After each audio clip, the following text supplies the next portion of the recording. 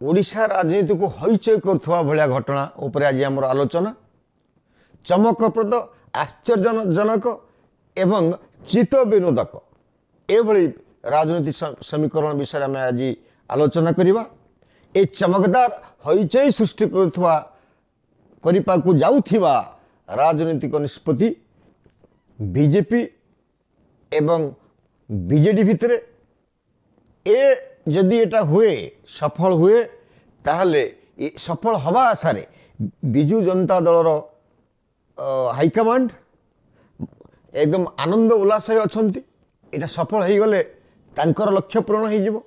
अपर वर्षरे Bharatiya Janata party नेतृमंडली अनुचिंतार अछंती, अनुसूचनार अछंती, दुख और आनंद मिशा आकलन में व्यस्त रही। आज ये विषय में आलोचना करवा गोमर कथा तेरेछा बाण। अरे मु विपिन दास, नमस्कार। दर्शक बंधु, गला किछि दिन धरी आलोचना चलती कई स्थान रे बिजु जनता दल एवं फेरिबो एनडीए को एवं बिजु जनता दल भारतीय जनता पार्टी भितरे गोटे मेंट हम या किए खंडन करुच्ची। विशेष करके भारतीय जनता पार्टी शीर्ष नेतृत्व आम प्रधानमंत्री नरेंद्र मोदी का कथा कहवा। सी आसिकी निर्वाचन मुंड उपरे अच्छी संबलपुर पब्लिक मीटिंग रे कहीगले मोर मित्र होचंती नवीन बाबू। नवीन बाबू का स्पोक्स पर्सन पांड्यान कहले जे नवीन बाबू एवं नरेंद्र मोदी विषय उत्तम संपर्क अच्छी। ये जो प्रेम दिया निया या नहीं तो जेकोसी लोक सन्देह कर भर जोटा हो विषय जितेबले पहर दिन घटना आम 3 दिन तौक जावा।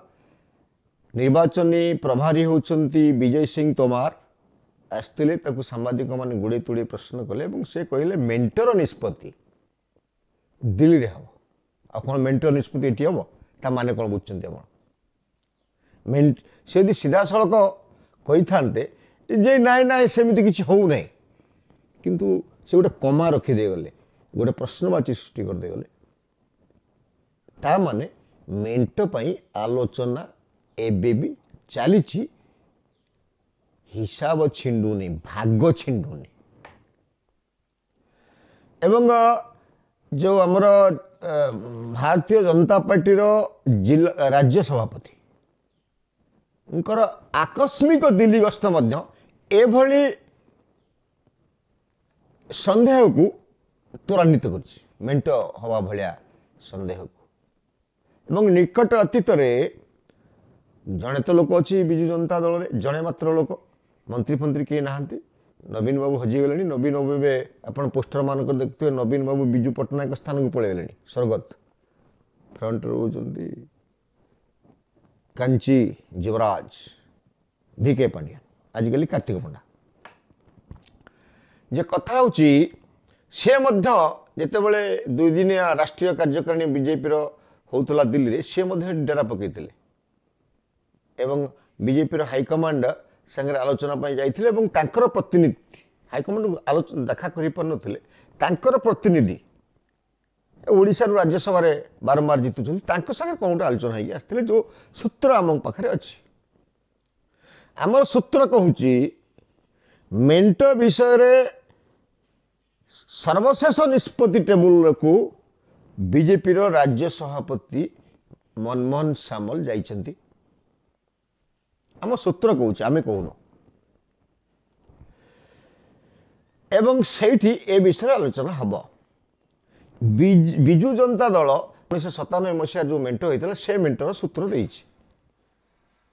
12-9 बिजु जनता दल एमपी 12 भारतीय जनता पार्टी 9 एवं से अनुसार सेतेबेले जो एमएलए विधायक जो हिसाब से जो हार में उभय दल लड़ुले से भाया लड़ाई बिजु जनता दल प्रस्ताव देथिबार विशेष सूत्र आम जाना पाऊँ। मात्र ବର୍ତ୍ତମାନ ର ନେତୃତ୍ୱ ଦିଲ୍ଲୀ ନେତୃତ୍ୱ ଭାରତୀୟ ଜନତା ପାର୍ଟିର ସିଏ ଅଲଗା କଥା କହୁଛି, ଯାହା ପାଇଁ ଅଙ୍କ ଛିଡ଼ୁନି। ସେ କ'ଣ କହୁଛି? 15-6 ବିଜେପି 15 ସାଂସଦ, 6 ବିଜେଡି ସାଂସଦରେ ଲଢ଼ିବ, ତାଙ୍କ ପ୍ରସ୍ତାବ ଏହା ଅଛି। ଏବଂ 70ରେ ଭାରତୀୟ ଜନତା ପାର୍ଟି ବିଧାୟକ ଲଢ଼ିବେ, 77ଟି ଆସନରେ ବିଜୁ ଜନତା ଦଳ ଲଢ଼ୁ। ଏଇଠି ଅଙ୍କ ଛିଡ଼ୁ ନାହିଁ। ୟାର ଫାଇନାଲ ହେବା ପାଇଁ ଏବେ ଦିଲ୍ଲୀ ଗସ୍ତରେ ଅଛନ୍ତି ଉଭୟ ଦଳର ନେତୃମଣ୍ଡଳୀ। କ'ଣ ଗୋଟେ ହେବ? ଏବଂ ବିଜୁ ଜନତା ଦଳର ଅବସ୍ଥା ଯାହା, କେଉଁଠି ଓଡ଼ିଶାରେ ବିଜୁ ଜନତା ଦଳ ଅବକ୍ଷୟ ହେଉଛି ଏବଂ ସମସ୍ତେ ଜାଣିଲେଣି। ପୁଣି ଆଗେ ତ ନବୀନ ବାବୁ ଜାଣିଥିଲେ ଯେ ରେଲୱେ ମନ୍ତ୍ରୀ ହେବେ, ଏଇ ନିର୍ବାଚନ ପରେ ପୁଣି ନରେନ୍ଦ୍ର ମୋଦି ହେବେ ପ୍ରଧାନମନ୍ତ୍ରୀ ଏବଂ ରେଲୱେ ମନ୍ତ୍ରୀ ହେବେ ଅଶ୍ୱିନୀ ବୈଷ୍ଣବ, ଯାହା ପାଇଁ ପୁଣି ସେ ତାଙ୍କ କୋଟାରେ ଅଶ୍ୱିନୀ ବୈଷ୍ଣବଙ୍କୁ ବିଜେଡି ଏମ୍ପିକୁ ଜିତେଇଥିଲେ, ସ୍ପଷ୍ଟ ଜଣାଯାଉଛି। ତ ସେଠି ଉପରେ ଅଛି ଇଡି ଆଉ ସିବିଆଇର ଭୟ। ପୁଣି ଆସିଲେ ଫେରେ ଗୋଡ଼େଇବ ନା, ଏଇ ମୋଦି କାହାକୁ ଛାଡ଼ିବେନି ନା।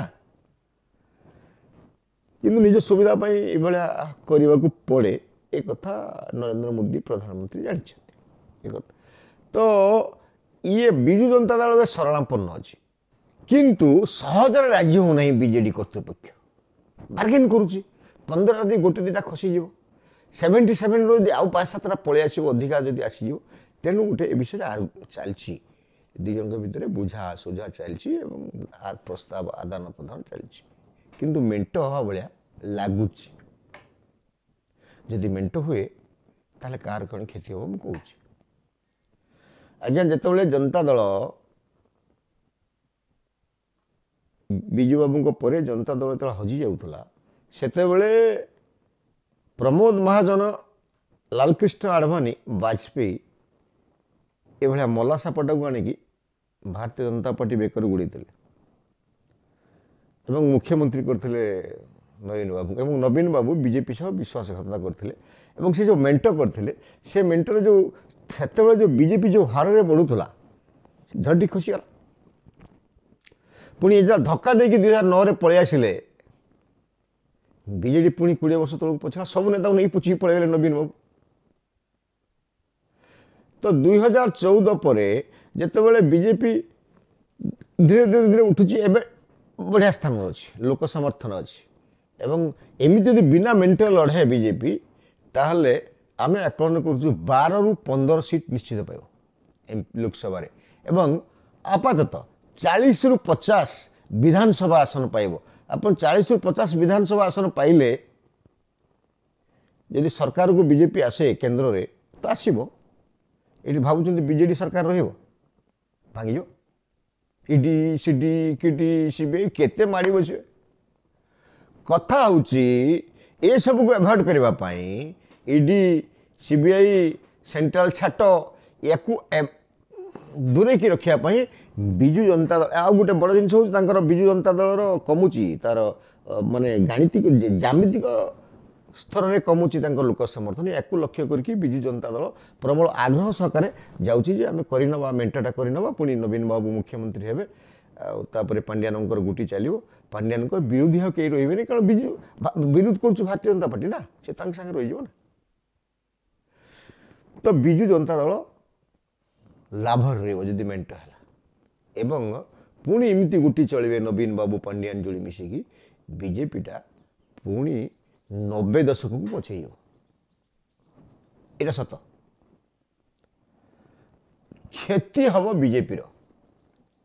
ଯେଉଁ ଦୀର୍ଘ ଦଶନ୍ଧି ଧରିକି ଭାରତୀୟ ଜନତା ପାର୍ଟି ଏବଂ ବିଜୁ ଜନତା ଦଳ ଭିତରେ ଯେଉଁ ଚାଲିଛି, କର୍ମୀମାନଙ୍କ ତଳ ସ୍ତର କଥା ଆମେ କହୁଛୁ, ଯେଉଁଟା ଚାଲିଛି, ଯେଉଁ ସଂଘର୍ଷ, କେସ୍, ମାଲି, ମକଦ୍ଦମା, ୟାକୁ କ'ଣ ଭାବୁଛନ୍ତି ଭାରତୀୟ ଜନତା ପାର୍ଟିର କର୍ମୀମାନେ ସହଜରେ ଗ୍ରହଣ କରିପାରିବେ? ସେଠି ସିନା ମିତ୍ର ମିତ୍ର ଅଛନ୍ତି, ନବୀନ ବାବୁ ଆଉ ମୋଦିଜୀ, କିନ୍ତୁ ଓଡ଼ିଶାରେ ତୃଣମୂଳ ସ୍ତରରେ ଖଡ଼ଗହସ୍ତ ଅଛନ୍ତି ଉଭୟ ଦଳର କର୍ମୀମାନେ। ଏହାଦ୍ୱାରା ବିଜେପି କର୍ମୀମାନଙ୍କର ଉତ୍ସାହ କମିଯିବ। ଏବଂ ବିଜେପି ଅବକ୍ଷୟମୁଖୀ ହେବ। ଅବଶ୍ୟ ବିଜେପିର କିଛି ଗୋଟେ ଗୋଷ୍ଠୀ ମଧ୍ୟ ଚାହୁଁଛନ୍ତି ମେଣ୍ଟ ହଉ, ସେମାନେ ଏବେ ବି ଭୟଭୀତ ଅବସ୍ଥାରେ ଅଛନ୍ତି, କୁଆଡ଼େ ଭାରତୀୟ ଜନତା ପାର୍ଟି କ୍ଷମତାକୁ ଆସି ନପାରେ, ଏବେ ବି ସନ୍ଦେହ ଭିତରେ ଅଛନ୍ତି। ଯେଉଁମାନେ ବିଶେଷ କରିକି କିଛି ଶୀର୍ଷ ନେତୃତ୍ୱ, ଓଡ଼ିଶାର ଶୀର୍ଷ ନେତୃତ୍ୱ, କିଛି ଲୋକଙ୍କର ଦିଲ୍ଲୀରେ ମଧ୍ୟ ଦବଦବା ଅଛି, ସେମାନେ ଚାହୁଁଛନ୍ତି କୌଣସି ବାଟରେ ଗୋଟେ ମେଣ୍ଟ ହେଇଯାନ୍ତା କି, ହେଇଗଲେ ଏମାନେ ଜିତି ପାରିବେନି। ଯେଉଁମାନେ ଭୟ କରୁଛନ୍ତି ସେମାନଙ୍କର ମାଟି ଗୋଡ଼ ତଳେ ମାଟି ନାହିଁ, ଗୋଟେ ହାବାରେ ଚାଲିଛନ୍ତି। ଯଦି ମେଣ୍ଟ ହେଲା ସେମାନେ ଜିତିଯିବେ ଏବଂ ଓଡ଼ିଶା ସରକାରରେ ଭଲ ମନ୍ତ୍ରୀ ହେବେ। ଆଉ କିଛି ଲୋକ ଅଛନ୍ତି ରିସ୍କ ନେବେ ନାହିଁ, ଦିଲ୍ଲୀ ପଳେଇବେ ମେଣ୍ଟ ହେଲେ, ସେଠି ମନ୍ତ୍ରୀ ଫନ୍ତ୍ରୀ ଗୋଟେ କ'ଣ ହେଇଯିବେ। ଆଉ ମୋଦିଙ୍କ ପ୍ରଧାନମନ୍ତ୍ରୀତ୍ୱରେ ଗୋଟେ ମନ୍ତ୍ରୀ ହେବା ଏବଂ ସାଂସଦ ହେବା ମଧ୍ୟ ଗୋଟେ ଗର୍ବର କଥା। ତ କିଛି ବିଜେପି ନେତୃତ୍ୱ ଓଡ଼ିଶା କେନ୍ଦ୍ର ତ ଚାହୁଁଛି ମେଣ୍ଟ ହଉ, କାରଣ ତାକୁ 370 ଦରକାର, 400+ ଦରକାର। ମୋଦିଜୀଙ୍କର ଏଇଟା ଶେଷ ଅବସ୍ଥା, ଶେଷ ନିର୍ବାଚନ, ତେଣୁ ସେ କଥାଟାକୁ ରଖିବା ପାଇଁ ସେ ତ ଆଗ୍ରହ ପ୍ରକାଶ କରୁଛନ୍ତି। ଓଡ଼ିଶାର ଗୋଟେ ଗୋଷ୍ଠୀ ତୃଣମୂଳ ସ୍ତରରେ ତ କର୍ମୀମାନେ କେହି ରାଜି ନୁହନ୍ତି, କେହି ରାଜି। ଯଦି ମେଣ୍ଟ ହେବ ଏମାନେ କବାଟ କିଳିକି କାନ୍ଦିବେ, କବାଟ କିଳିକି କାନ୍ଦିବେ। କିନ୍ତୁ ଓଡ଼ିଶାର ମୁଷ୍ଟିମେୟ ଲୋକ ଅଛନ୍ତି, ଓଡ଼ିଶା ନେତୃତ୍ୱ, ଯେଉଁମାନେ ମଧ୍ୟ ପ୍ରବଳ ଆଗ୍ରହ ସହକାରେ କହୁଛନ୍ତି ଯେ ମେଣ୍ଟଟା ହେଇଯାଉ, ଆମେ କେଉଁଠି ମନ୍ତ୍ରିମଣ୍ଡଳ ହେଇଯିବା, କେଉଁଠି ଗୋଟେ ରେଭିନ୍ୟୁ ମିନିଷ୍ଟର ହେଇଯିବା, ଗୋଟେ ଫାଇନାନ୍ସ ମିନିଷ୍ଟର ହେଇଯିବା, କିମ୍ବା କ'ଣ ଗୋଟେ ମନ୍ତ୍ରୀ ଫନ୍ତ୍ରୀ ହେଇଯିବା, ନାଲି ପତିରା କରିବ ଏବଂ ଜିତିବା। ପ୍ରଥମ କଥା ହେଉଛି ଆମେ ଜିତିଯିବା। ବିଜେପି ସାଙ୍ଗରେ ବିଜେଡି ଲଢ଼ୁଛୁ ନା, ବିଜେଡି ତା ମେଣ୍ଟ କରିଦେବ, ଯାହା ବି ସିଟ୍ ପାଇବ ଏ ନିଶ୍ଚିତ ଭାବେ ଜିତିବେ, ଏଭଳି ସ୍ଥିତିରେ ଅଛି। ତ କଥା ହେଉଛି କେନ୍ଦ୍ର ସରକାର ଗଠନ ପାଇଁ ଏଠି ଓଡ଼ିଶାରେ ଯଦି ମେଣ୍ଟ କରେ ବିଜୁ ଜନତା ଦଳ ସାଙ୍ଗରେ ଭାରତୀୟ ଜନତା ପାର୍ଟି, ତାହେଲେ ଏଟା ଭାରତୀୟ ଜନତା ପାର୍ଟି ପ୍ରତି ଗୋଟେ ଆତ୍ମହତ୍ୟା ସଦୃଶ ହେବ। ନିଆଁ କୁଣ୍ଡରେ ଜଳିକି ଭାରତୀୟ ଜନତା ପାର୍ଟି ସମ୍ପୂର୍ଣ୍ଣ ଭସ୍ମ ହେଇଯିବ। ଆପଣ ଅପେକ୍ଷା କରିବେ ଏବଂ ଦେଖିବେ। ତ ଆମେ ଆଜିର ଆଲୋଚନା ଏଇଠୁ ଶେଷ କରୁଛୁ, ପୁଣି ଦେଖା ହେବ। ନମସ୍କାର।